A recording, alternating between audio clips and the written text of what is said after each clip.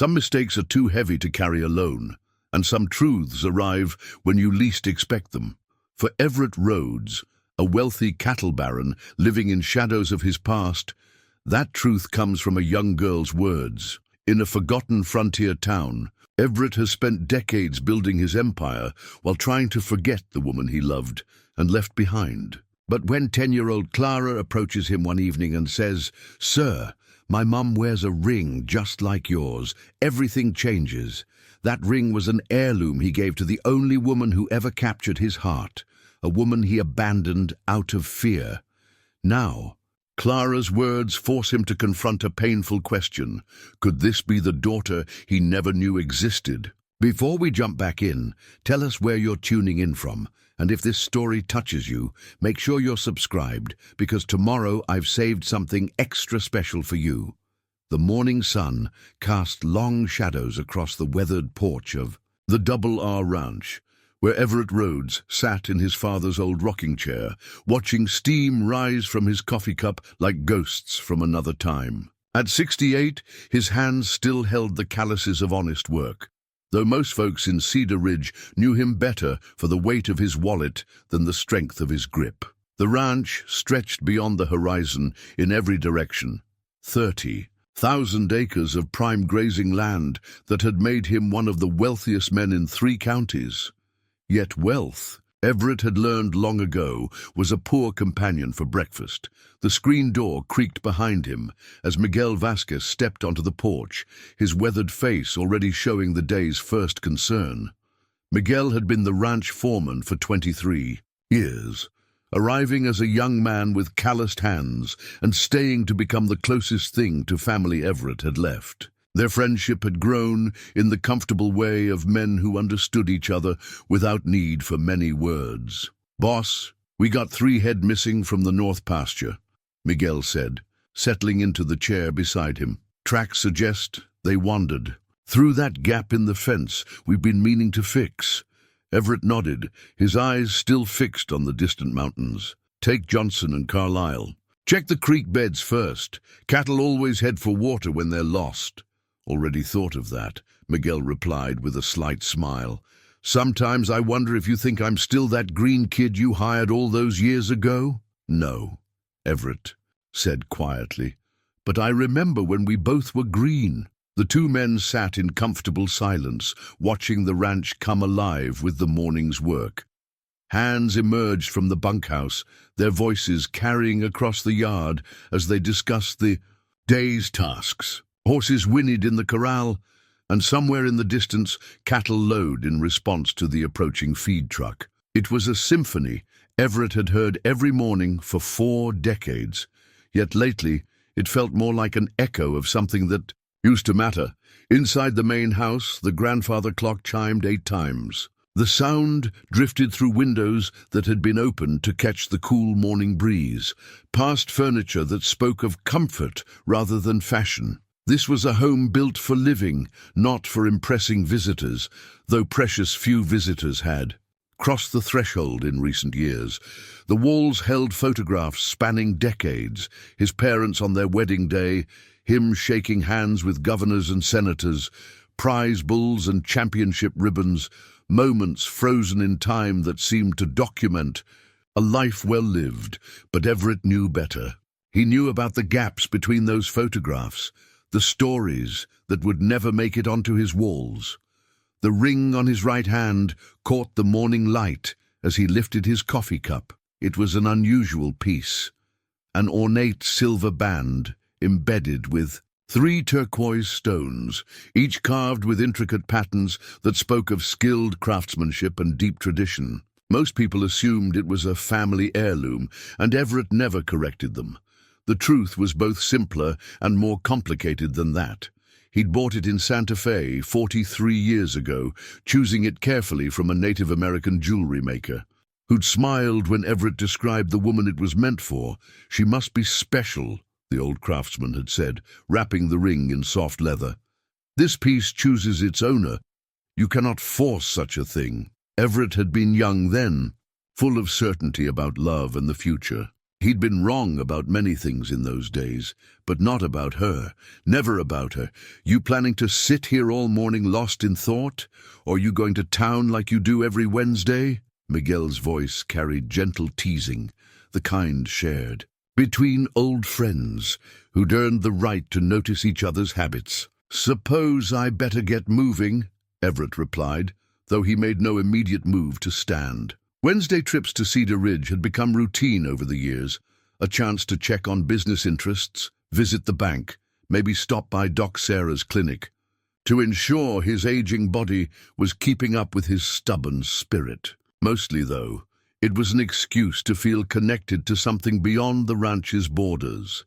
Cedar Ridge had seen better days, like many frontier towns that had thrived during the cattle boom and struggled to find new purpose as the world changed. Around them, Main Street still held the bones of prosperity, the old bank building with its ornate stonework, the general store that had served 3 generations of families, the saloon that now catered more to tourists than working cowboys. But between these stalwart survivors stood empty storefronts with dust-covered windows, monuments to dreams that had packed up and moved to bigger cities. Everett parked his truck in front of Hendrick's General Store, the same spot he'd been using for 20 years. The familiar routine brought a measure of comfort, greeting Mrs. Hendricks, checking if his monthly order of supplies had arrived, exchanging pleasantries about weather and cattle prices. These were the kinds of interactions that reminded him he was still part of a community, even if he held himself somewhat apart from it. "Morning, Mr. Rhodes," called a voice from across the street. Dr. Sarah Mitchell waved from the steps of her clinic, her gray hair catching the sunlight. She'd been the town doctor for 15 years, arriving from San Francisco with credentials that seemed almost too good for a place like Cedar Ridge. Everett suspected she carried her own stories about things left behind, though he'd never been bold enough to ask. "Doc," he nodded in return, touching the brim of his hat. Their friendship had developed slowly, built on mutual respect and the kind of understanding that comes from shared solitude. She was one of the few people in town who didn't treat him with the careful deference that wealth often commanded. As he walked down Main Street, Everett caught glimpses of his reflection in storefront windows. A tall man whose shoulders still carried themselves with confidence, whose face showed the lines earned through decades of outdoor work and careful thought. His hair had gone silver years ago, and his eyes, the same pale blue that his mother had passed down, seemed to hold more weight than they once had. The bank took longer than usual, a discussion about irrigation improvements that would benefit several smaller ranches in the area. Everett had learned that wealth carried responsibilities beyond personal comfort, and he'd made it his practice to use his influence for the community's benefit when possible. It was a lesson his father had taught him, and one of the few pieces of advice that had served him well over the years. By the time he finished his business, the afternoon sun was beginning its slow descent toward the mountains. Cedar Ridge took on a different character in the golden light, softer somehow, more forgiving of its faded edges and empty promises. Children would be getting out of school soon, their voices adding life to streets that often felt too quiet during the day. Everett was walking back to his truck when he heard the sound, a young voice calling out with the kind of confidence that only children possessed. He turned to see a girl, perhaps 10 years old, running down the sidewalk with the focused determination of someone on an important mission. Her dark hair flew behind her in braids, adorned with colorful ribbons, and her brown eyes sparkled with intelligence and curiosity. She was beautiful in the unconscious way of children, her mixed heritage evident in features that spoke of different worlds coming together. But it was something else that stopped Everett in his tracks, something familiar in the set of her jaw and the way she carried herself despite her youth. The girl slowed as she approached, her eyes drawn to something that had caught her attention. She looked up at him with the directness that children possessed before the world taught them to be cautious around strangers. "Sir," she said, her voice carrying a slight musical quality that tugged at something deep in Everett's memory, "my mum wears a ring just like yours." The words hit him like a physical blow, stealing his breath and sending his world tilting off its careful axis. His hand instinctively moved to the turquoise ring, the one he'd carried for over 4 decades like a talisman against forgetting, the one he'd given to a woman named Elena Ramirez in another lifetime, when love had seemed simpler and the future had stretched ahead full of possibility. The girl stood there expectantly, unaware that her innocent observation had just cracked. Open a door Everett had spent decades keeping sealed. Around them, Cedar Ridge continued its quiet afternoon rhythm, oblivious to the moment that was about to change everything. Time seemed to suspend itself in that moment on Main Street, the afternoon shadows holding their breath while Everett struggled to find his voice. The girl, Clara, he somehow knew her name should be Clara, stood before him with the patient expectation of a child who had made what she considered a perfectly reasonable observation about jewelry. "Your mother's ring," Everett managed, his voice rougher than he intended. Could you describe it to me?" Clara tilted her head, studying him with the kind of frank curiosity that made adults remember how piercing a child's attention could be. "It's pretty," she said matter-of-factly, "silver with blue stones that look like pieces of sky. Mama says it's very old and very special. She wears it on her right hand, just like you do." The world tilted further off its axis. Everett reached out to steady himself against the nearest lamppost, his knees threatening to give way beneath him. 43 years collapsed into nothing, and suddenly he was 25 again, standing in a small adobe house outside Santa Fe, slipping that very ring onto Elena's finger, while promising her a future he'd been too frightened to deliver. "What's your mother's name, child?" The question came out as barely more than a whisper. "Elena," Clara said, and then, with the kind of innocent pride children took in sharing family details, "Elena Ramirez Sullivan. She married my dad when I was little, but she kept her first name from before. She says it reminds her of who she was before she became who she is now. Sullivan." Eleanor had married someone named Sullivan. The knowledge hit Everett like a physical blow, even though he had no right to feel betrayed by a woman he'd abandoned before she even knew she was carrying his child. Because that's what Clara had to be, his daughter.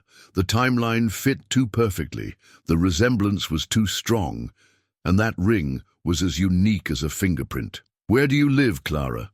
Everett asked, though part of him wasn't sure he wanted to know the answer. "Just outside town on Creek Road.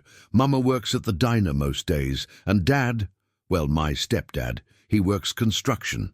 They built us a real nice house with a porch where Mama likes to sit and read in the evenings." Clara's voice carried the warm affection of a child describing a happy home, and Everett felt another piece of his heart crack at the life he'd never been part of. Creek Road.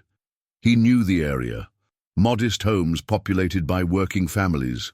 Honest. People who earned their livings with their hands and raised their children with love instead of money. It was the kind of life Eleanor had always said she wanted, simple and real, and full of the small joys that wealth couldn't buy. "Clara!"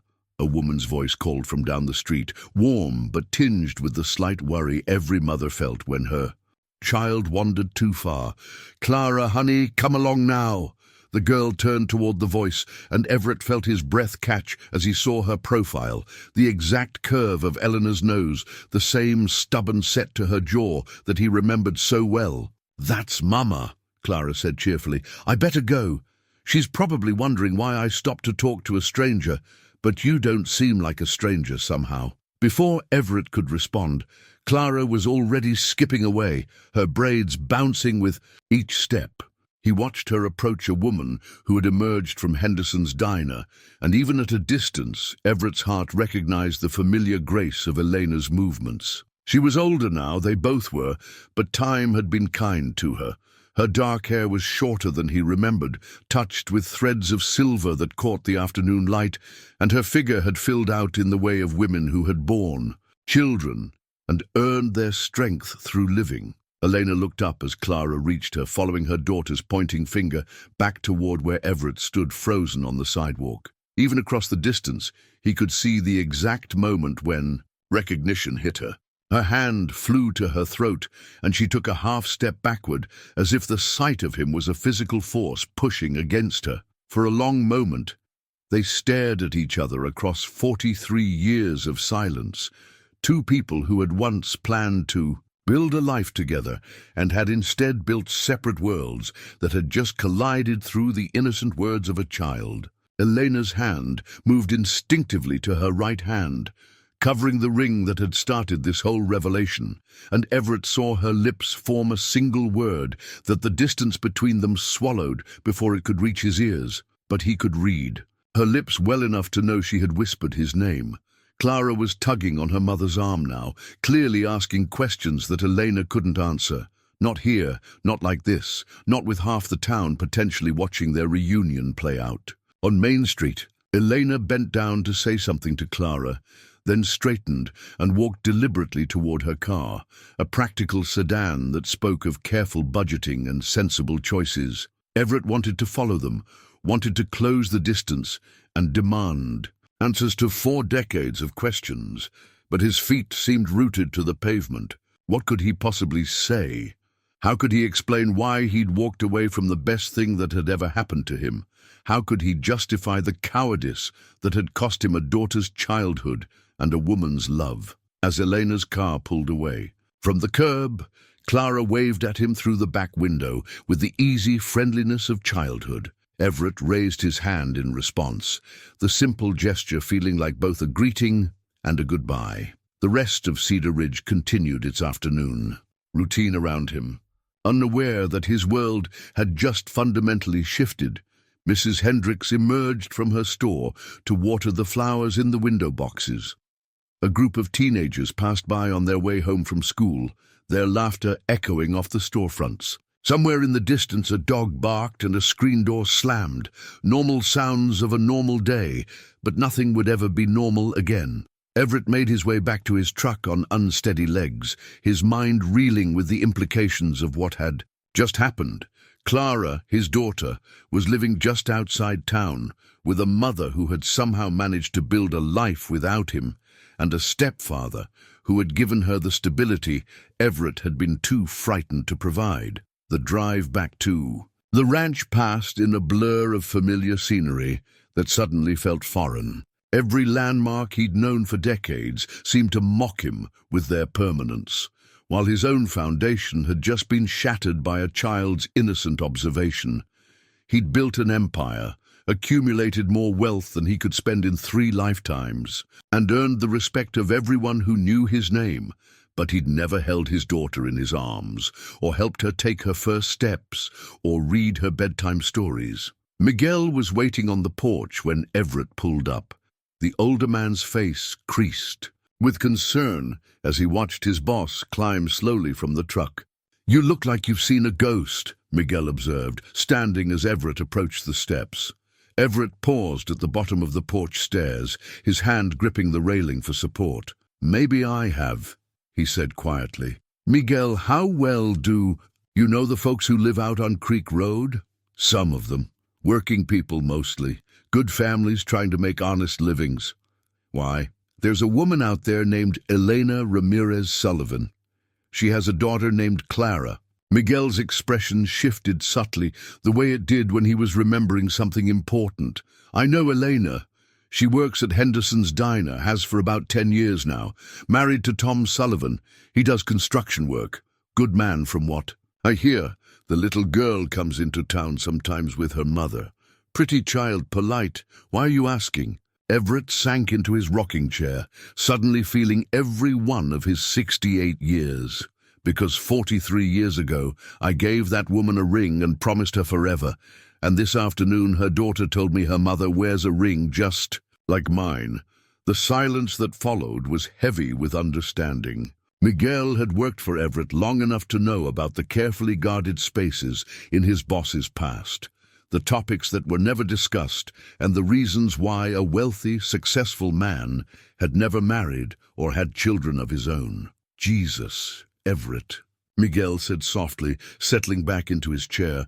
"What are you going to do?" It was the question that would haunt him through the long night ahead, the question that would force him to decide whether 43 years of silence was enough or whether it was finally time to face the consequences of the choice he'd made. When fear had proven stronger than love, sleep eluded Everett that night, his mind churning through memories he'd spent decades trying to keep buried. He found himself standing in his study at 3 in the morning, staring at a wall safe he hadn't opened in 15 years. His fingers trembled slightly as he worked the combination. Elena's birthday, a sequence of numbers he'd never been able to forget despite trying. Inside, beneath legal documents and insurance papers, lay a small wooden box that had once belonged to his mother. He lifted it out with the reverence due to something sacred, his heart pounding as he opened the lid to reveal its contents. A faded photograph and a letter written in Elena's careful handwriting. The photograph had been taken at the Santa Fe Arts Festival in 1981, just months before everything fell apart. Elena sat beside him on a blanket, her dark hair flowing over her shoulders, her smile radiant as she looked directly at the camera. But Everett's eyes in the photo were focused entirely on her, captured in a moment of pure adoration that made his chest ache with remembering. She had been 22 then, working as a teacher in a small school outside Santa Fe while finishing her education degree. Everett had been visiting the area on cattle business when he'd literally bumped into her at a coffee shop, spilling her books across the floor in his clumsy attempt to navigate around crowded tables. Instead of being angry, she'd laughed. A sound that had stopped his heart and changed everything. The letter was dated 3 weeks after that photograph was taken, written during one of his trips back to Cedar Ridge to handle ranch business. Her words, even after all these years, still had the power to transport him back to those golden months when the future had seemed as bright and endless as the New Mexico sky. "My dearest Everett," the letter began in her flowing script. "I miss you more than I thought possible in the few days since you left. The house feels empty, without your laugh echoing through the rooms. And I find myself looking toward the road every evening, hoping to see your truck coming home to me. I've been thinking about our conversation about the ranch, about building a life together in Colorado. I know it won't be easy. I know there will be people who don't understand or approve of us, but love isn't supposed to be easy, is it? It's supposed to be worth fighting for. I want you to know that whatever challenges we face, I'm ready to face them with you. Your worries about how people might treat me, treat us, don't frighten me as much as the thought of living without you. We can build something beautiful together, something that honors both of our backgrounds and creates a new tradition for the children we'll have someday. Come back to me soon, my love. I'll be waiting. Forever yours, Elena. Children we'll have someday." The words cut through him like a knife, sharp with the bitter irony of what had actually happened. She had been so certain, so fearless in her faith, that love could conquer the practical concerns that had kept him awake at night. While she'd been dreaming of their future children, he'd been lying awake worrying about board meetings and business. Partners who still used words like acceptable and appropriate when discussing relationships that crossed racial lines. The sound of footsteps on the porch broke through his reverie. Everett glanced at the clock, 4:30 a.m. Only one person would be stirring this early, and Miguel's quiet knock confirmed his guess. "Come in," Everett called, carefully placing the letter back in the box. Miguel entered carrying 2 cups of coffee, the steam visible in the cool pre-dawn air. He handed one to Everett and settled into the leather chair across from the desk without invitation. A familiarity earned through decades of friendship and the shared burdens of running the ranch. "Figured you might not be sleeping much," Miguel said quietly. "Want to talk about it?" Everett closed the wooden box and set it aside, then picked up the photograph. Her name was Elena Ramirez. We met in Santa Fe in 81. I was supposed to marry her. What happened? The simple question carried the weight of 43 years of regret. Everett turned the photograph so Miguel could see it, watching his old friend's expression soften as He took in the image of young love captured in faded colors. "I got scared," Everett said simply. "Not of her, never of her, but of what it would mean. The ranch was still struggling then, and I needed investors, partners, board members who would take me seriously. Elena was smart, educated, beautiful, everything any man could want. But she was also Mexican-American at a time when that mattered to the kind of people I needed to do business with." Miguel's face remained carefully neutral, but Everett caught the slight tightening around his eyes. Miguel had lived his own version of those challenges, had worked twice as hard for half the recognition because of the color of his skin and the accent that still flavored his English after 5 decades in the country. "So, you chose the ranch." "Over love," Miguel said, his tone carrying no judgment, only understanding. "I told myself I was being practical, that I could build something first, establish myself, and then maybe—" Everett's voice broke slightly. "I was 26 and convinced. I had all the time in the world to fix my mistakes. I thought I could have both, just not at the same time. But she didn't wait. I never asked her to. That's the hell of it, Miguel. I never even told her why I was pulling away. I just started finding excuses not to visit, stopped talking about marriage. Made her feel like she'd imagined the whole thing. I was a coward." Miguel sipped his coffee thoughtfully, his weathered hands wrapped around the warm ceramic. "And now you find out you have a daughter. A daughter who calls another man dad. A daughter who's grown up happy and loved in a life I was too frightened to give her." Everett set down the photograph and rubbed his temples. "What kind of man does that make me?" "The kind who was young and scared and made a bad choice," Miguel replied. "The question now is what kind of man you want to be going forward." Outside, the first hints of dawn were beginning to lighten the sky, painting the mountains in soft shades of pink and gold. Somewhere in those rolling hills, Clara was probably still sleeping in a house built by love and sacrifice, dreaming child dreams while unaware that her simple observation had shattered a man's carefully constructed peace. "I don't know if I have the right to disrupt their lives," Everett said. "Elena built something good without me. Clara has a father who's been there for her, who's earned that title through presence instead of biology. What right do I have to show up now and complicate that? Maybe the right of a man who's finally ready to stop running from his mistakes," Miguel suggested gently. "Maybe the right of a father who wants to know his daughter, even if it's 40 years too late." The two men sat in silence as the sun climbed higher, casting long shadows across the study where Everett's past had just collided with his present. In a few hours, the ranch would come alive with its daily rhythms, demanding his attention and leadership. But for now, in the quiet of early morning, he allowed himself to imagine what it might feel like to finally stop carrying the weight of what might have been and start building something from what still could be. 3 days passed before Everett found the courage to drive into town again. He told himself it was for legitimate business, a meeting with his lawyer about updating some contracts. But the truth was simpler and more complicated. He needed to see Henderson's diner, needed to catch a glimpse of the life Elena had built without him.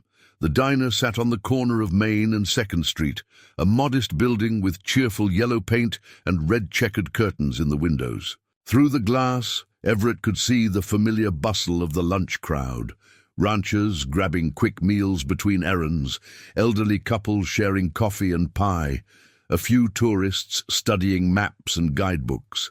And there, moving gracefully between, the tables with a coffee pot in one hand and menus tucked under her arm, was Eleanor. She wore a simple blue dress with a white apron, her hair pulled back in a practical bun that still managed to look elegant. Even at 55, she moved with the same fluid grace that had first caught his attention all those years ago. Watching her smile at customers, laugh at something an old-timer said, and expertly balance multiple plates on her arms, Everett felt the familiar ache of recognition mixed with profound loss. He was so absorbed in watching her that he almost missed the man who emerged from the kitchen carrying a tray of fresh pies. Tom Sullivan was shorter than Everett had expected, maybe 5'9", with the solid build of someone who worked with his hands for a living. His sandy hair was thinning on top, and his face showed the lines of a man who spent his days in the sun. But what struck Everett most was the way Tom's eyes followed Elena as she worked, the soft expression of a man still enchanted by his wife after years of marriage. When Elena approached Tom with an empty coffee pot, he automatically stepped aside to let her pass into the kitchen, but not before touching her shoulder gently, a brief contact that spoke of easy intimacy and mutual affection. The gesture hit Everett like a physical blow, a reminder that Elena had found the kind of comfortable, daily love he'd been too frightened to offer her. "You planning to go in, or just sit out here all afternoon looking like you've lost your best friend?" Everett turned to find Dr. Sarah Mitchell standing beside his truck, her medical bag in one hand and an expression of gentle concern on her face. In his distraction, he hadn't noticed her approaching from the clinic across the street. "Sarah," he managed, rolling down his window, "I was just sitting outside Henderson's diner looking like a man wrestling with his past," she finished for him. "Want to talk about it?" The offer surprised him. In all their years of friendship, they'd maintained a respectful distance from each other's private pain. But something in her voice suggested she understood the weight of old regrets better than most. "Not much to talk about," Everett said, though his eyes drifted back to the diner windows. "Just realizing that some mistakes can't be undone, no matter how much time passes." Sarah followed his gaze, her expression thoughtful. "You know, I've been doctoring in this town for 15 years, and I've learned something about Elena Sullivan. She's one of the strongest women I've ever met. Came here as a single mother when Clara was just a baby, worked double shifts to support them both, put herself through nursing school at night. When she married Tom 5 years later, it wasn't because she needed rescuing, it was because she'd found a partner worthy of what she had to offer." The information hit Everett with surprising force. Eleanor had become a nurse. She'd always talked about helping people, about making a difference in the world beyond her own small corner of it. And she'd done it all while raising their daughter alone, building the life she'd dreamed of through sheer determination and grace. "Tom Sullivan's a good man," Sarah continued, her voice carrying the authority of someone who'd seen the family through various medical needs over the years. "He adopted Clara officially when she was 8. She took his name. But Elena made sure she understood it was a choice, not an obligation. He's been the only father that little girl's ever known. And he's earned that title through 9 years of showing up every single day." Each word felt like a nail in the coffin of Everett's hope. What right did he have to disrupt such a carefully built, loving family? What could he possibly offer Clara that she didn't already have in abundance? "Why are you telling me this?" Everett asked quietly. Sarah studied him for a long moment, her medical training evident in the way she seemed to be diagnosing something beyond physical ailments. "Because I've also learned that the truth has a way of surfacing eventually. And when it does, it's usually kinder if it comes honestly rather than by accident. That little girl has her mother's eyes, but she has your jawline and your way of standing with her shoulders squared against the world." Before Everett could respond, Sarah was walking away, leaving him alone with the weight of her observations. Through the diner window, he watched Tom Sullivan place a gentle hand on Clara's shoulder as she helped clear tables after school. The girl looked up at him with obvious affection, saying something that made him laugh and ruffle her hair with easy paternal fondness. This was the man who had earned the right to be called Dad through presence and commitment. This was the family that had grown and flourished without Everett's interference. The sight should have brought him peace, should have convinced him to leave well enough alone. Instead, it filled him with a longing so sharp it took his breath away. That evening, back at the ranch, Everett found himself in his study again, staring at a business card Miguel had quietly placed on his desk. Tom Sullivan Construction, it read, with a local phone number and address. Below the contact information, someone had written in pencil, "Honest work, fair prices, good man." It was, Everett realized, exactly the kind of simple testimonial that Tom would probably value more than any fancy advertisement. The man who had become Clara's father was respected in the community for his integrity and craftsmanship, qualities that mattered more than wealth or status in a place like Cedar Ridge, Everett turned the card over in his hands, studying it as if it held answers to questions he wasn't sure he had the right to ask. Somewhere out on Creek Road, Tom Sullivan was probably helping Clara with her homework or listening to Elena talk about her day at the diner. They were living the kind of life Everett had once planned to build with Elena, the kind of simple, honest existence that had seemed impossibly distant from his world of board meetings and business negotiations. But Clara was still his daughter, regardless of the man who had raised her. The blood that ran through her veins connected her to generations of Rhodes family history, to a legacy that included not just wealth, but stories and traditions that might matter to her someday. The question that kept him awake that night wasn't whether he had the right to disrupt their lives. It was whether he had the right to deny Clara the chance to know where she really came from, even if that knowledge complicated the beautiful simplicity of the family she'd always known. By morning, he'd made his decision, Everett's first attempt. At contact came in the form of an unsigned envelope slipped under Elena's car windshield while she worked her shift at the diner. Inside, written in his careful handwriting, was a simple message. "I saw Clara on Wednesday. We need to talk. I'll be at the Old Oak by Miller's Creek on Sunday at sunset if you're willing." No pressure, no demands.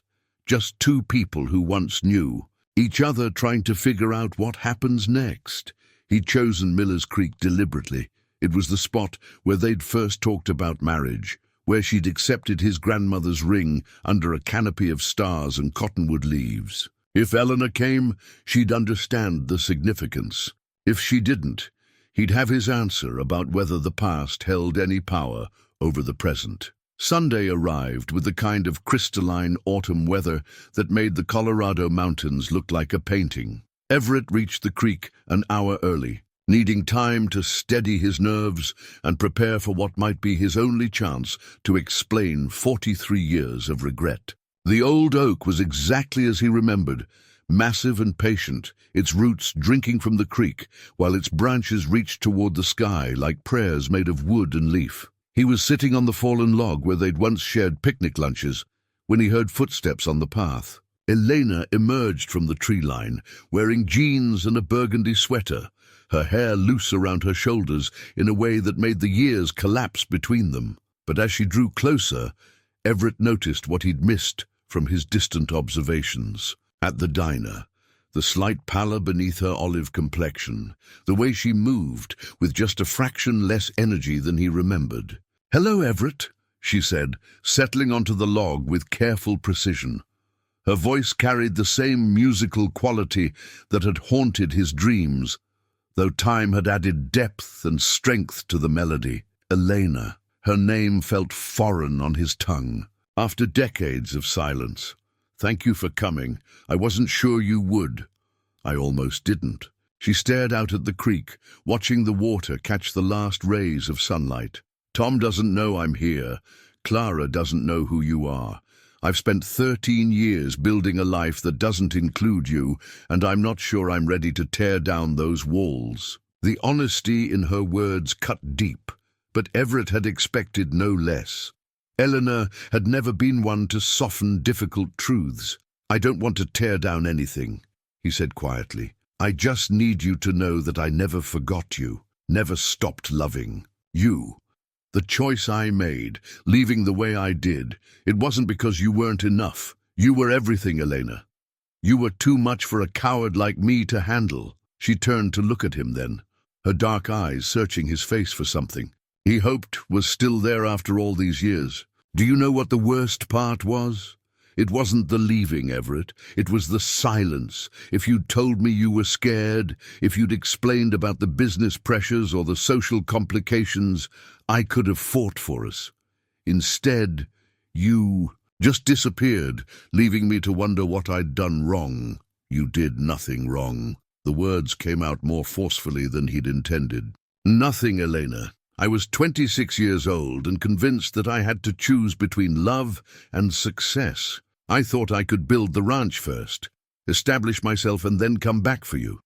I thought I had time, but you found out you were pregnant. The words hung between them like a bridge neither was sure they could cross. Elena's hand moved instinctively to her stomach, a gesture so automatic it spoke of countless times she'd made the same motion over the years. I was 3 months along when you stopped calling. I drove to Cedar Ridge twice, trying to find the courage to tell you, but your foreman, a different man then, said you were traveling on business. The second time, he said you'd left word that you didn't want to be disturbed by anyone from your past. Everett felt the blood drain from his face. I never said that. I never would have. Elena, I swear to you, I never knew about Clara. If I had known, would it have made a difference? The question carried no accusation, only genuine curiosity. Would you have been ready to be a father at 26 when you weren't ready to be a husband? The question forced Everett to confront truths he'd spent decades avoiding. Would he have stepped up if he'd known about the baby? Would his fear of social disapproval have been stronger than his sense of responsibility? He wanted to believe. He would have done the right thing, but honesty compelled him to acknowledge the uncertainty. I don't know, he admitted. I like to think I would have found the courage, but I was pretty good at finding excuses in those days. Elena smiled sadly. At least you're honest. That's more than the 26-year-old version of you managed. They sat in silence for a while, watching the creek flow past them with the same indifferent persistence it had shown for centuries. Finally, Elena spoke again, her voice softer than before. Clara is extraordinary, Everett. She's smart and funny and stubborn as a mule when she believes in something. She plays piano and writes stories and asks questions that make me think about the world in ways I never have before.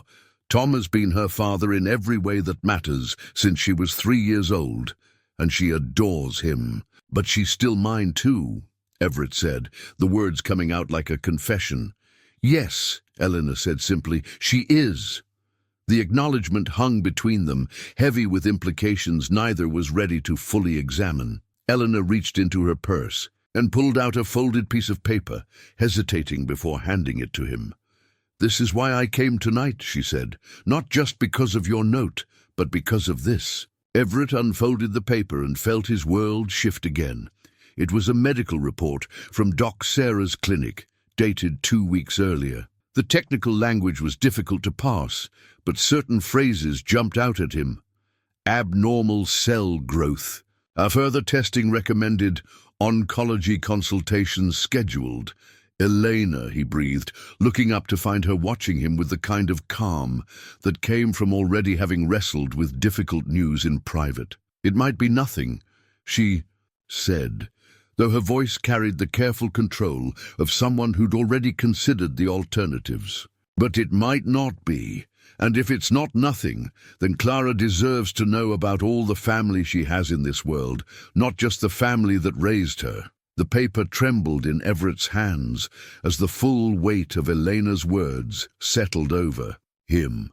She wasn't just giving him permission to know his daughter, she was asking him to be a safety net, a connection to heritage and history that might matter more than any of them had realized.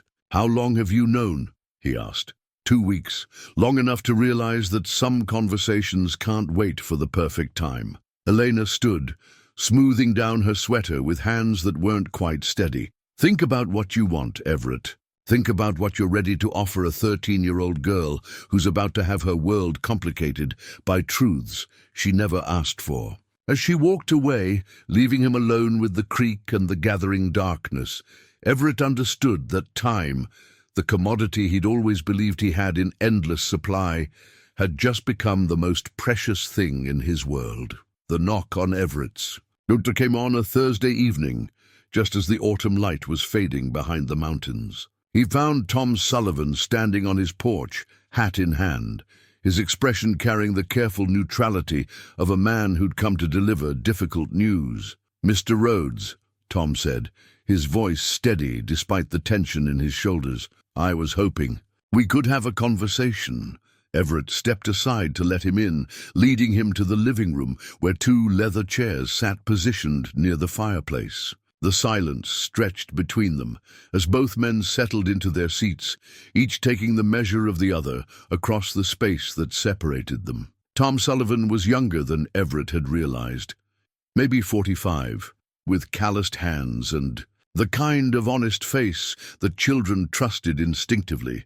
His clothes were clean but well worn, speaking of a man who worked hard for his living and took pride in honest labor. When he spoke, his voice carried the slight accent of someone who'd grown up in rural Colorado, rooted in the land and its rhythms. "Elena told me about your meeting at the creek," Tom said without preamble. "She told me about Clara, about who you are to her." Everett nodded, unsure what response was expected or appropriate. "I imagine that came as quite a shock." "It did," Tom admitted, "but not as much as you might think. Clara's always asked questions about her biological father, where he was from, why he wasn't part of her life, whether she had other family somewhere. Elena's answered what she could, but there've always been gaps." The older man studied Tom's face, searching for anger or resentment, but finding only the careful concern of a father protecting his child.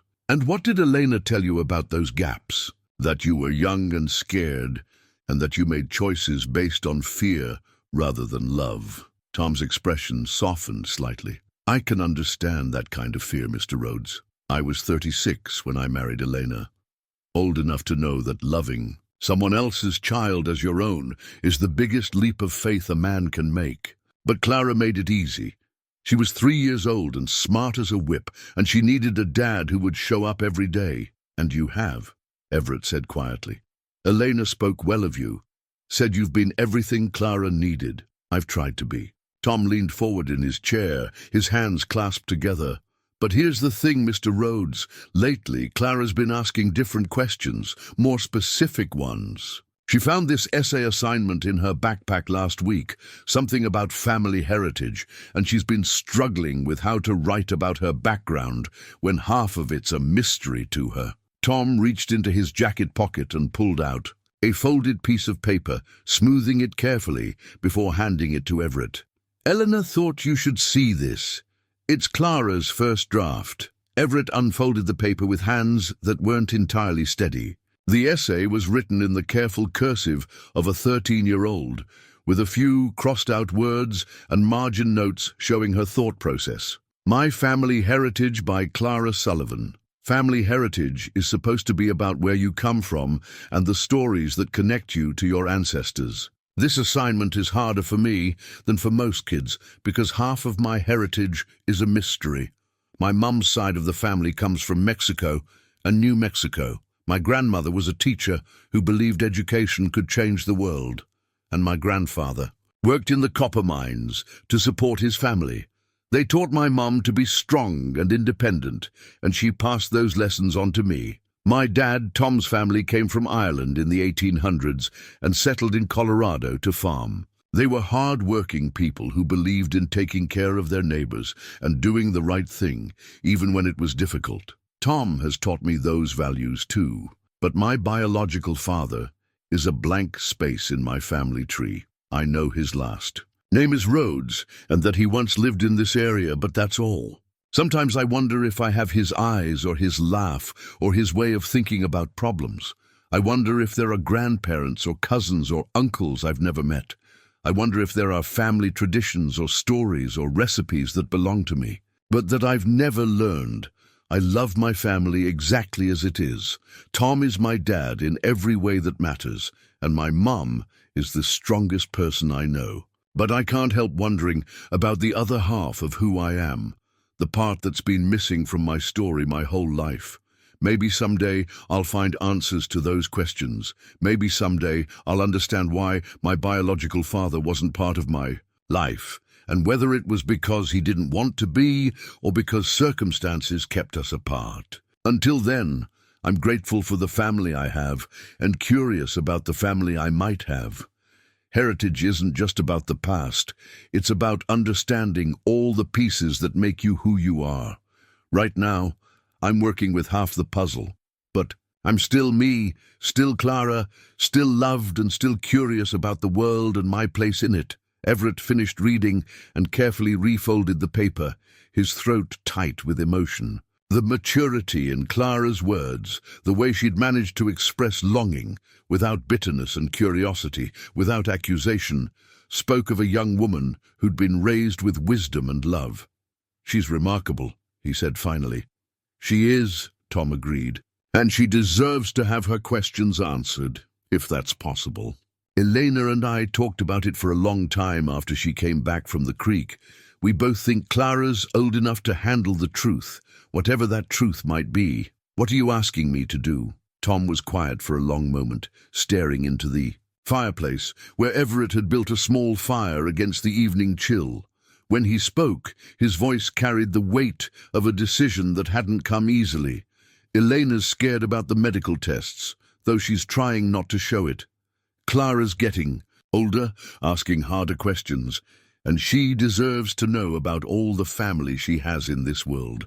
And you," Tom looked directly at Everett, his expression serious but not unkind, "you've been carrying this weight for 13 years without even knowing it existed. You're suggesting I tell her who I am. I'm suggesting we figure out how to do this right. For Clara's sake, for Elena's sake, and maybe for yours too." Tom stood, his decision clearly made. "Elena wants to tell Clara about you this weekend. She thought maybe you could meet her properly, not as a stranger who noticed her ring, but as her biological father who wants to be part of her life if she'll have him." The words hung in the air between them, heavy with possibility and risk. Everett thought about Clara's essay, about her questions and curiosity, about the medical uncertainty that had brought urgency to decisions they might otherwise have delayed. "And you're comfortable with that?" Everett asked. "With me being part of her life?" Tom's smile was rueful but genuine. "Mr. Rhodes, I learned a long time ago that love isn't diminished by being shared. Clara has enough room in her heart for both of us, if we're both man enough to put her needs first." As Tom prepared to leave, he paused at the door. "One more thing. If we're going to do this, we do it honestly. No secrets, no half-truths, no protecting anyone from difficult realities. Clara's smart enough to handle the truth, but she won't forgive being lied to." After Tom's truck disappeared down the long driveway, Everett sat alone in his living room, Clara's essay still in his hands. In 3 days, he would meet his daughter not as a stranger, but as her father. The thought terrified and exhilarated him in equal measure.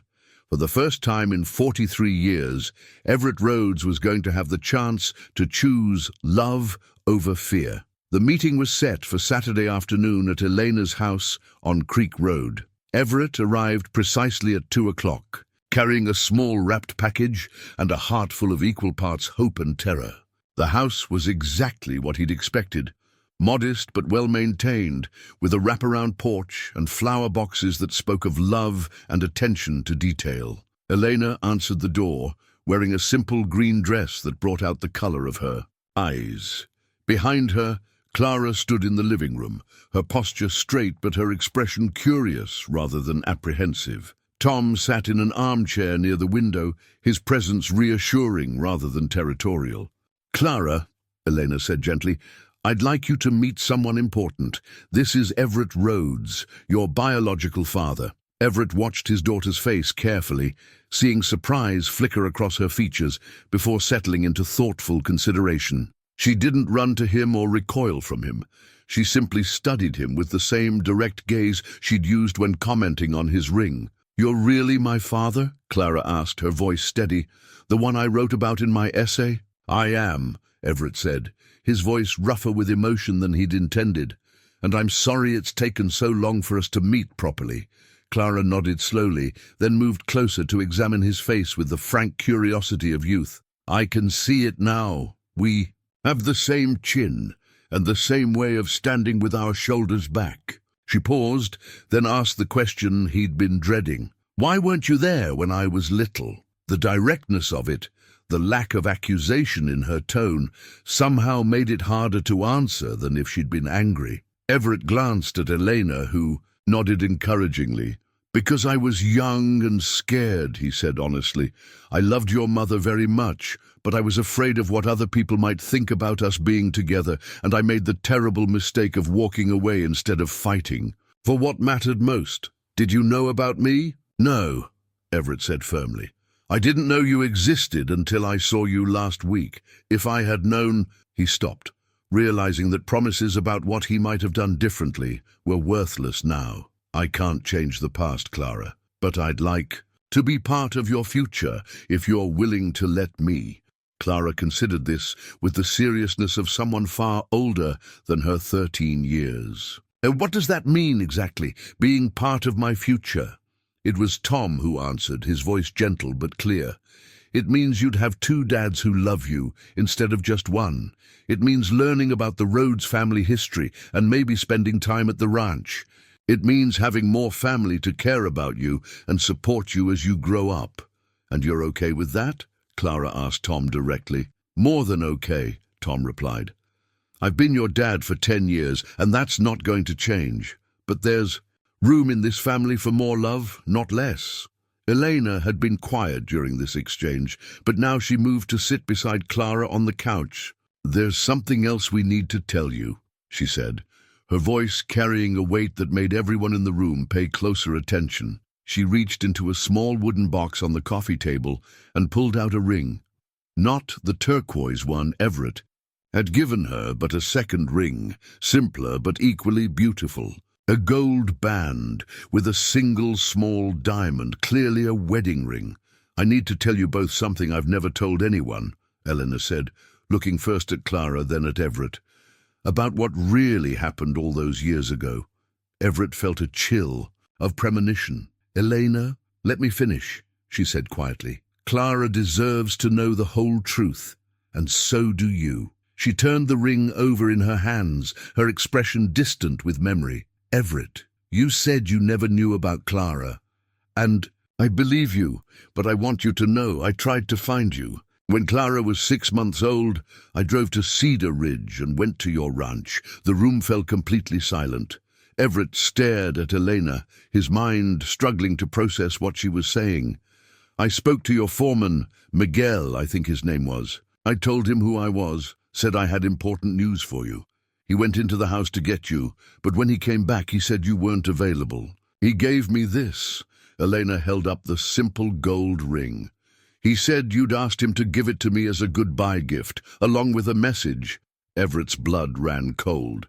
"What message?" "That you appreciated what we'd shared, but you'd moved on with your life. That you were engaged to someone else, someone appropriate, and you didn't want any complications from your past." Elena's voice remained steady, but Everett could see the old hurt flickering in her eyes. "He said the ring was from your fiancé, who wanted me to know there were no hard feelings, but that I should understand you'd never be part of my or the baby's life." "Elena, that's not—" "I never—" Everett stood abruptly, his mind reeling. "I was never engaged to anyone. I never sent you any message or any ring. I never even knew you'd come to the ranch." But even as he spoke the words, a terrible understanding was beginning to dawn. Miguel had worked for the ranch for only 2 years in the early 1980s, before Everett's current foreman took over. Miguel had left suddenly, citing family obligations, and Everett had never questioned his departure. "Are you saying someone lied to me?" Eleanor asked, her voice very quiet. Everett sank back into his chair, his mind racing through implications he'd never considered. "Elena, who hired that foreman? Who would have had the authority to speak for me when I wasn't there?" The answer came to him even as he asked the question, bringing with it a wave of fury and heartbreak so intense he could barely breathe. "My father," he whispered. Elena's face went pale. "Your father knew about us?" "He knew everything." The pieces were falling into place with horrible clarity. "He'd hired private investigators to look into my personal life, after he heard rumors about me seeing someone in Santa Fe. He was terrified that an inappropriate relationship would damage his plans for the ranch, for the family reputation. Everett's hands clenched into fists. He intercepted your visit. He had Miguel lie to you and give you that ring to make you believe I'd rejected you and Clara. Clara had been listening to this exchange with growing comprehension, her young mind, putting together the implications faster than the adults might have expected. "So, you didn't abandon us," she said quietly. "You didn't even know we existed." "No, sweetheart," Everett said, his voice breaking on the endearment. "I never would have abandoned you, either of you." Elena was staring at the gold ring in her hands, as if seeing it for the first time. "I believed it," she said wonderingly. "I believed you'd sent me away. I was 19 years old, and alone and scared. And I believed that the man I loved had thrown me away like I was nothing. Elena, I kept this ring," she continued, her voice growing stronger. "Even after I married Tom, even after I built a new life, I kept it as a reminder of how foolish I'd been to think someone like you could really love someone like me. I told myself it was a lesson about trusting my instincts, about not reaching above my station." Tom had risen from his chair and moved to sit beside Elena, his hand finding hers in a gesture of comfort that spoke of years of marriage and shared sorrows. But his eyes were on Everett, and in them Everett saw not judgment but understanding. "Your father's been dead for 15 years, Tom said quietly. "But his choices are still hurting people." Everett nodded, his throat too tight for words. His father had been a man of his generation, convinced that bloodlines and social position mattered more than love or happiness. He'd built the ranch into an empire through calculated marriages and careful alliances, and he'd been determined that his son would do the same. But in his determination to control Everett's future, he'd destroyed 3 lives and stolen 13 years of family that could never be recovered. "I'm sorry," Everett said, the words utterly inadequate. "I'm so sorry for what he did, for what I didn't know to prevent. I'm sorry you carried that pain for so long, and I'm sorry Clara grew up without knowing she had family who would have loved her from the very beginning." Clara stood up suddenly, crossing the room to stand in front of Everett's chair. Without warning, she leaned forward and wrapped her arms around his neck in a fierce hug that smelled of shampoo and childhood and hope. "It's not your fault," she said fiercely. "It's not anybody's fault except the person who lied, but we're all here now, and that's what matters." As Everett held his daughter for the first time, feeling her solid warmth and hearing her generous forgiveness, he understood that some gifts arrive wrapped in pain, but are no less precious for their difficult delivery. 43 years of separation couldn't be undone, but perhaps finally they could build something new from the truth they'd all been denied. The weeks that followed Clara's first meeting with Everett passed in a blur of careful steps and tentative connections. Elena's follow-up appointment with the oncologist had been scheduled for the first week of November, casting a shadow of urgency over everything they did. But rather than letting fear dominate their newly discovered family dynamic, they chose to embrace each day as a gift to be treasured. Clara proved to have an insatiable curiosity about ranch life. Every afternoon after school, she would arrive at the Double R with homework in her backpack and a dozen questions about cattle, horses, and the business of running 30,000 acres. Everett found himself looking forward to these visits with an intensity that surprised him, watching his daughter explore her heritage with the same fearless intelligence that Elena had possessed at that age. "Tell me about great-grandmother's ring again," Clara said one afternoon as they sat on the porch, watching the sunset paint the mountains purple and gold. She'd become fascinated by family stories, collecting them like treasures to fill in the gaps that had existed her entire life. Everett settled back in his rocking chair, his coffee growing cold as he watched Clara sketch the landscape in the notebook she carried everywhere. "My grandmother Rose was 17 when she married my grandfather in 1923. He bought that ring from a Navajo craftsman as a wedding gift because he said her eyes were the color of turquoise when she was happy. And she passed it down to you? To my father first, but he never married for love. His marriage was arranged by the families to combine ranch properties. When he died, the ring came to me, and I gave it to your mother because she was the first person who made me understand what my grandfather must have felt when he looked at my grandmother. Clara glanced up from her sketch. Do you think she would have liked Mama? The question caught Everett off guard, with its simple directness. I think she would have loved her, he said honestly. My grandmother believed that the measure of a person wasn't in their bloodline or their bank account, but in how they treated others and how hard they worked to make the world better. Your mother has spent her life caring for people, first as a teacher, then as a nurse. Now helping to feed folks at the diner. Grandmother Rose would have seen the quality of her heart right away. Tom's truck appeared at the end of the driveway, returning from a construction job in town. Over the past month, the two men had developed a friendship built on mutual respect and shared concern for Elena and Clara. There had been no territorial disputes or awkward competition. Both men understood that their roles in Clara's life were different but equally important. How's the patient today?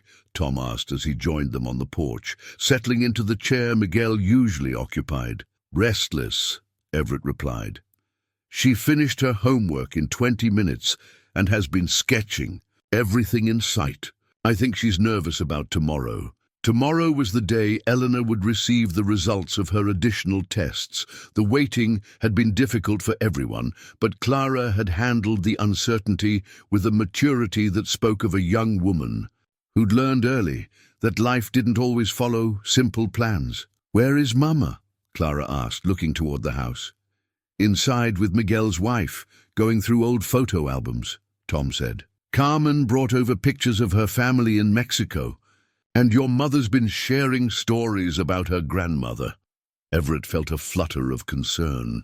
Elena had been spending more time lately talking about family history and traditions, as if she were trying to ensure that important stories wouldn't be lost. The behavior worried him, though he tried not to read too much into it, as if summoned. By their conversation, Elena appeared in the doorway carrying a tray of iced tea and a thick photo album. She moved carefully, a subtle change in her energy that only those who loved her would notice. I thought you might like to see these, she said to Everett, settling the album on the small table between their chairs. Pictures of Clara when she was little. The album opened to reveal 13 years of memories Everett had missed.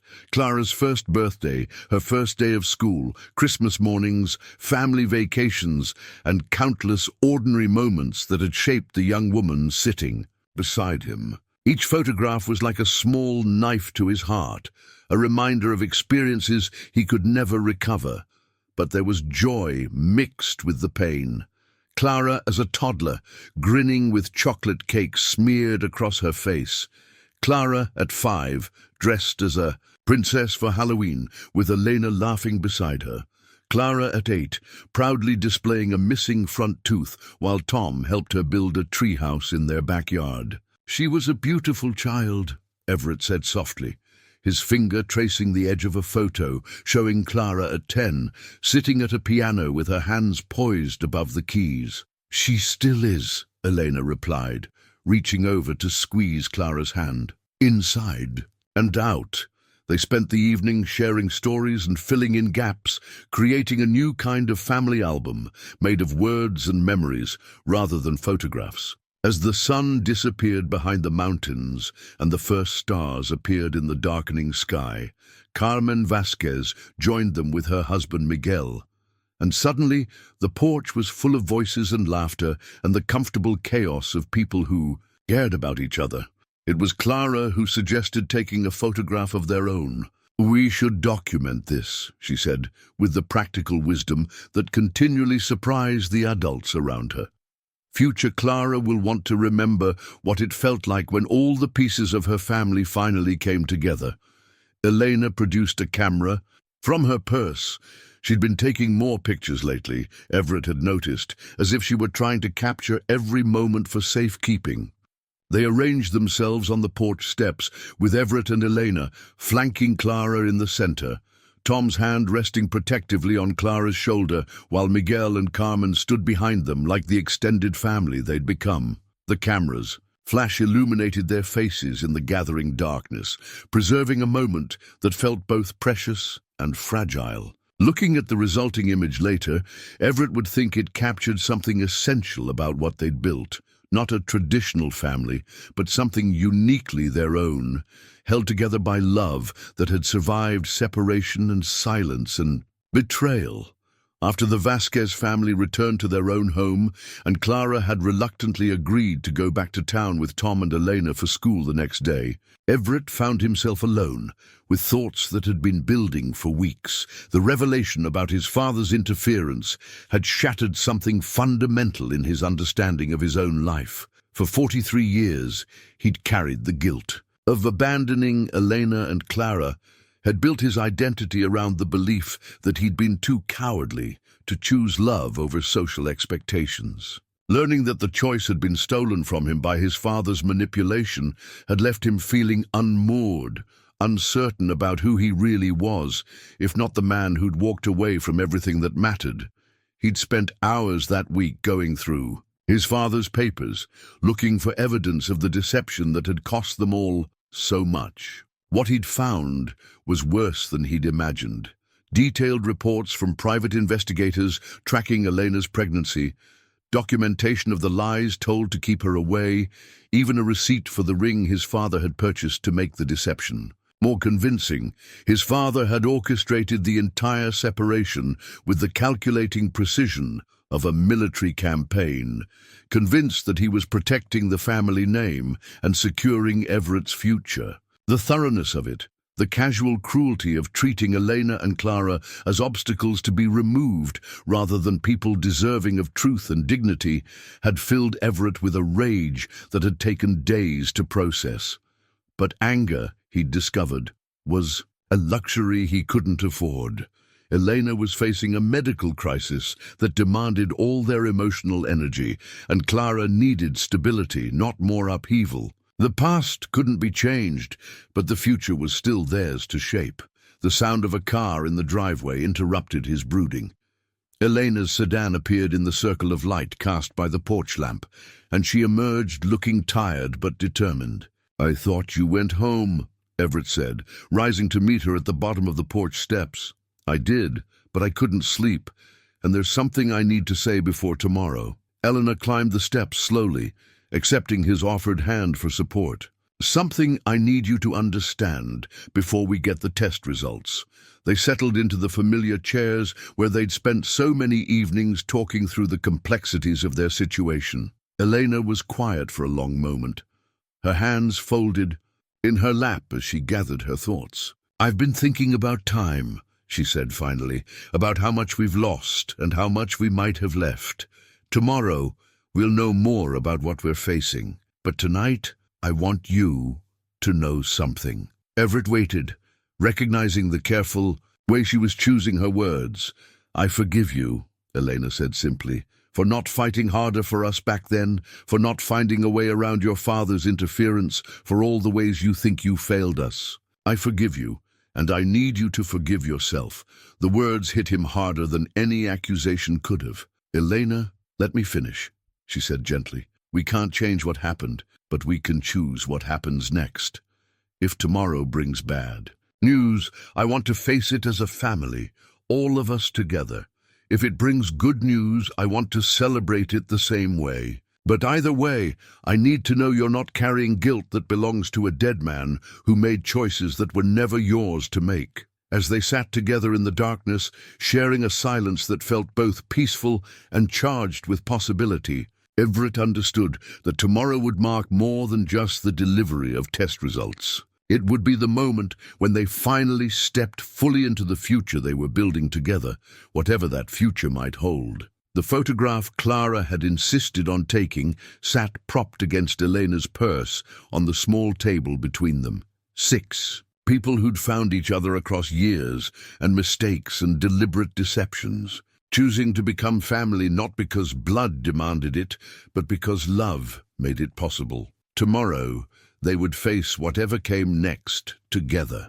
The oncology clinic in Grand Junction was a 2-hour drive from Cedar Ridge, a modern building of glass and steel that seemed to represent everything efficient and impersonal about contemporary medicine. Elena sat in the waiting room between Tom and Everett, with Clara beside her mother, all of them maintaining the careful composure that families learn when facing the unknown together. Dr. Patricia Wells was a small woman with silver hair and the kind of direct manner that inspired both confidence and apprehension.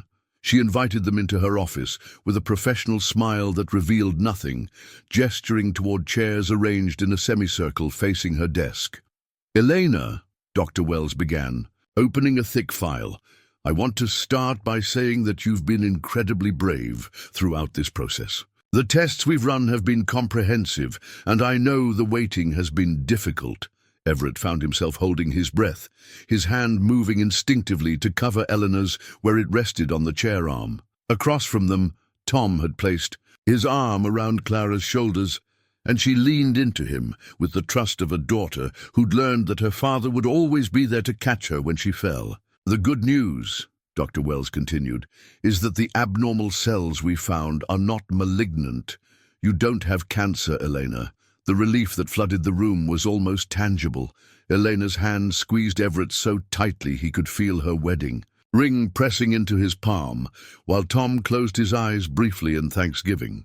Clara let out a small sob that might have been relief or residual fear or both. "However," Dr. Wells continued, "what you do have requires careful monitoring and some lifestyle changes. The condition we've identified is called cervical dysplasia, abnormal cell growth that can become problematic if left untreated, but is entirely manageable with proper care." Elena found her voice first. "What does that mean exactly? What kind of care? Regular checkups every 6 months for the next 2 years, some dietary modifications, and stress reduction techniques.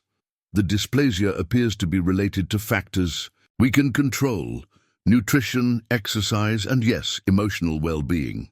Dr. Wells smiled for the first time during the appointment. "In cases like yours, having strong family support often makes all the difference in preventing any progression." Family support. The words hung in the air with particular significance for people who'd only recently discovered they were family. "At all. So she's going to be okay?" Clara asked, her 13-year-old directness cutting through the medical terminology to the heart of what mattered. "With proper care and regular monitoring, there's every reason to expect a completely normal lifespan," Dr. Wells assured her. "Your mother caught this early, which is exactly what we hoped for." As they walked out of the clinic into the crisp November air, the relief was overwhelming. What had felt like a death sentence hanging over their newly formed family had transformed into a manageable health condition and a reminder to cherish the time they had together. "I want ice cream," Clara announced as they reached the truck, her declaration carrying the weight of someone who'd just learned that normal teenage desires were still possible. "The biggest sundae they have in this town, with extra everything." "Isa, cream for lunch?" Tom asked with mock concern. "What would your mother say about that kind of nutrition?" "Your mother would say that sometimes celebration is more important than proper meal timing," Elena replied, her voice stronger than it had been in weeks. "Ice cream it is." They found a small diner near the medical complex, sliding into a red vinyl booth that had probably seen thousands of similar family celebrations and crises. Clara ordered her sundae with the enthusiasm of someone making up for lost time, while the adults shared coffee and pie and the comfortable silence of people who just received the best possible news. "I want to say something," Eleanor said, as they finished their impromptu celebration meal. "To all of you." She looked around the table at her daughter, her husband, and the man who'd given her the child who'd become the center of her world. A month ago, our family was Tom, Clara, and me. We were happy, we were complete, and I thought that was enough. But what I've learned is that families aren't built just from the people who raise you day to day. They're built from all the people who choose to love you and show up for you when it matters. Everett felt his throat tighten with emotion as Elena reached across the table to take his hand. You've shown up, Everett. Not just for me, but for Clara. You've proved that love doesn't diminish when it's divided, it multiplies. And Tom, she turned to her husband with eyes bright with unshed tears. You've shown that real strength isn't about protecting your territory. It's about making room for more love in our lives. Clara was crying openly now. The stress of the past weeks finally finding release in the safety of good news and family. Solidarity. I love you all, she said simply. I love having two dads and one amazing mom and knowing that we're all in this together. As they prepared to drive home to Cedar Ridge, Everett understood that the medical appointment had been about more than Elena's health. It had been the crucible where they'd all discovered what kind of family they were choosing to become. Not perfect, not traditional, but absolutely committed to facing whatever life brought them as a unit. The drive home felt different than the anxious journey that morning. They were returning as a family who'd been tested and proven themselves capable of handling whatever challenges lay ahead. That evening, they gathered at the ranch for what Clara insisted on calling the first official Rhodes-Sullivan family dinner.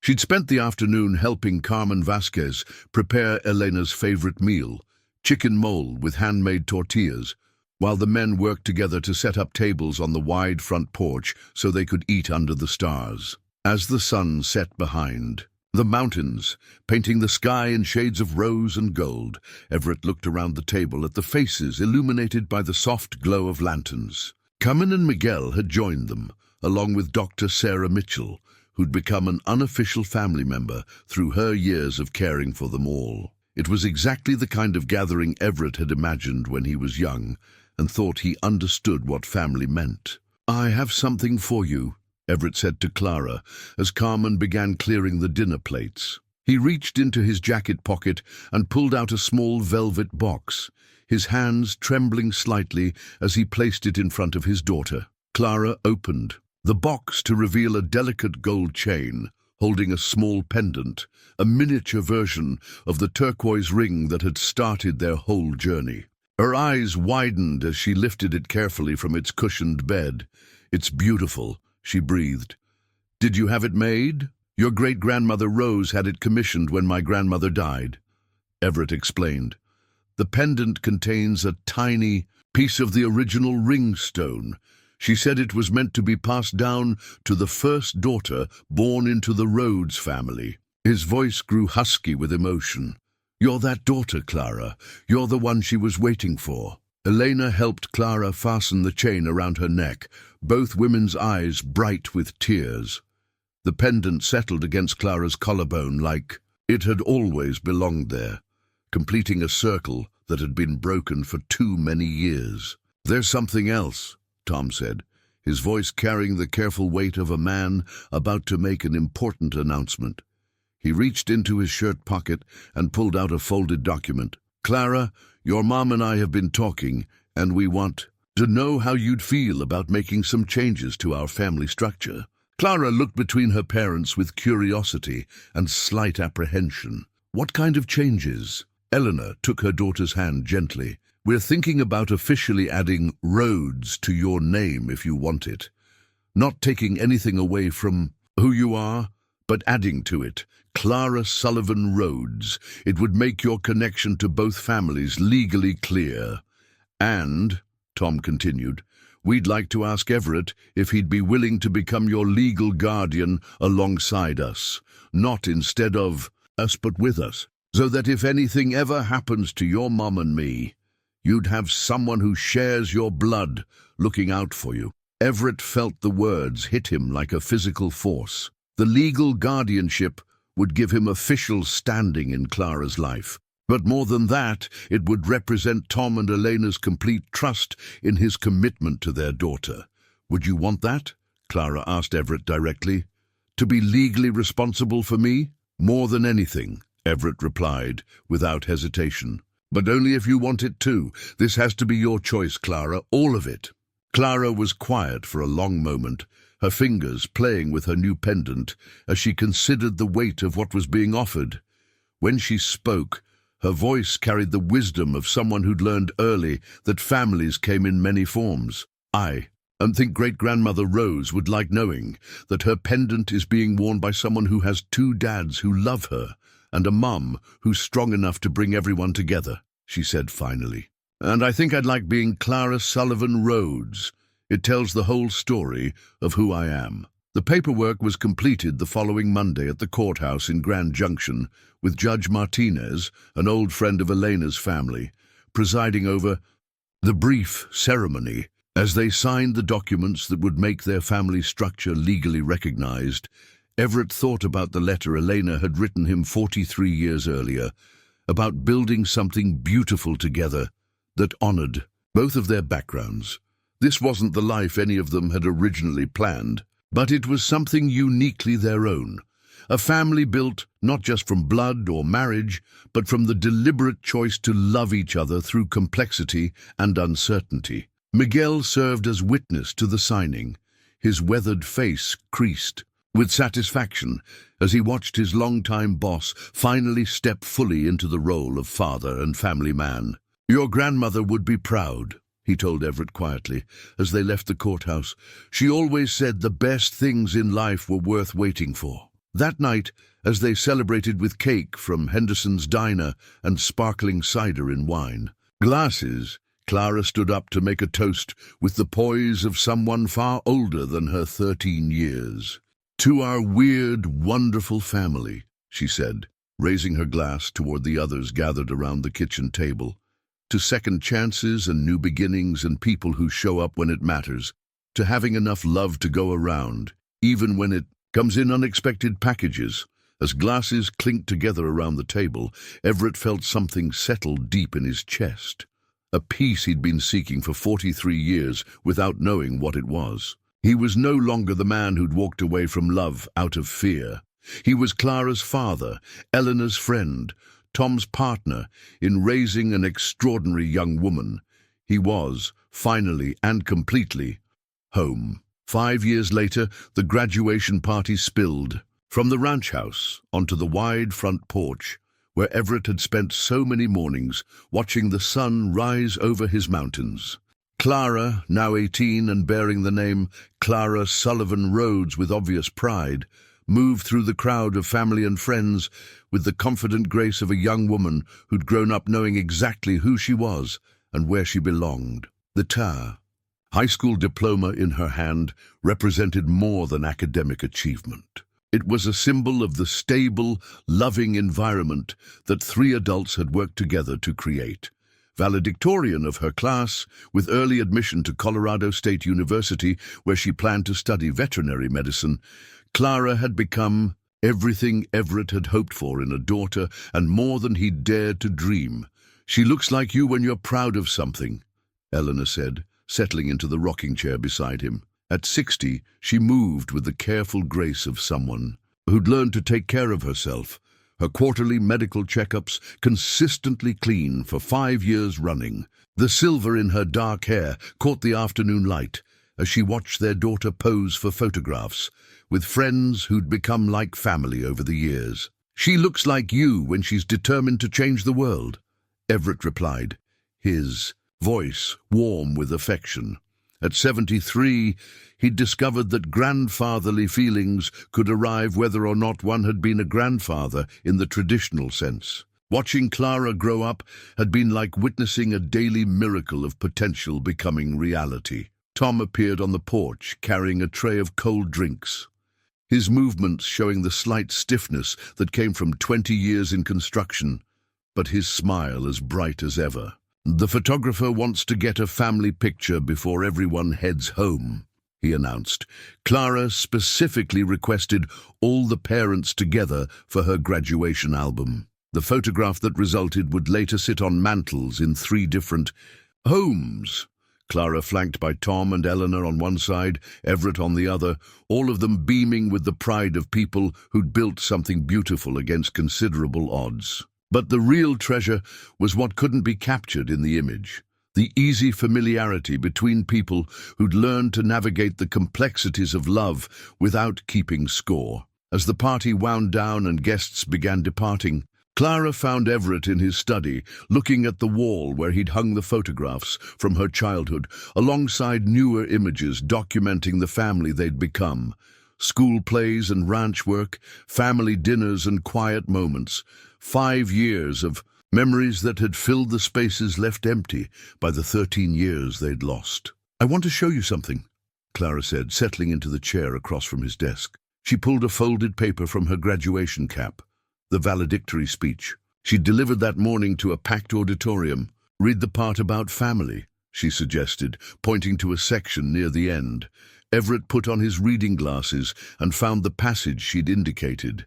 His throat tightened as he read her words aloud. "Family isn't just about the people who share your DNA or the people who raised you from birth. It's about the people who choose to show up for your life, even when that choice is complicated or difficult. It's about forgiveness and second chances and the courage to love people, despite their imperfections. I'm lucky enough to have 2 fathers who've taught me different but equally important lessons.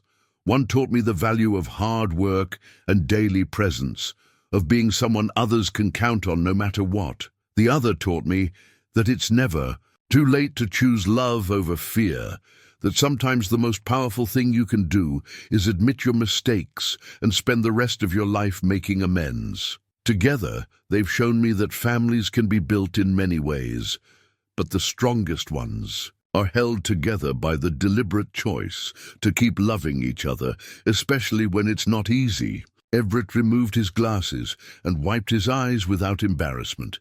"You've become an extraordinary young woman, Clara.